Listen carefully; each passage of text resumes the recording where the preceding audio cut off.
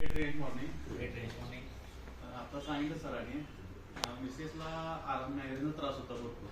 अर्धं डोकं जास्त दुखायचं आणि तिला सकाळी 10 वाजता ते 3-4 चहा पित होतो.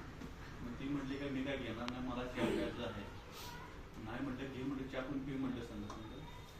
मग महिना गेले, 2 बॉटल संपल्या. 3ऱ्या बॉटलपासून तिचा चहा एक टाईमवर आला आणि आता जवळजवळ अर्धा कप चहा घेतली. तिचा इतका चहात फरक पडलेला आहे आणि आता तिचा मॅग्रेनचा पण त्रास कमी झाला आहे आणि 0 पॉईंटचा चष्मा लागलेला त्याला. तो चष्मा पण पूर्ण बंद झालेला आहे. आता वापरतच नाही चष्मा. आता घरात वडिलांना आमच्या म्हणजे गुहनच बारकं पिल्लू चावलेलं होतं. तेव्हापासून त्यांना बीपीचा त्रास वाढला आणि चक्कर उन्हात गेले की चक्कर मारत होतं. त्यानंतर ते आता 2 बॉटल झाले त्यांच्या. आता पूर्ण चक्कर उन्हात आता काम करताना शेतात वगैरे बागेत वगैरे फिरतात, चक्कर मारायला कमी आले त्यांना, पूर्ण बंदच झाले डॉक्टर.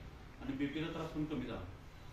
आता माझ्या मुलांना, मी स्वतः 2 मुलांना मी आता अमृत चालू केलं घरात. म्हणजे रिझल्ट चांगले आल्यापासून मी आता बऱ्यापैकी स्टँड पण घेतलेला आहे आणि आपण पण सर्वांनी स्टँड घेऊन आपल्या संबंधित अवताली वगैरे जे पाहुणे आहेत, मित्र आहेत, त्यांना पण त्यांच्या आरोग्याची काळजी कशी घ्यावी.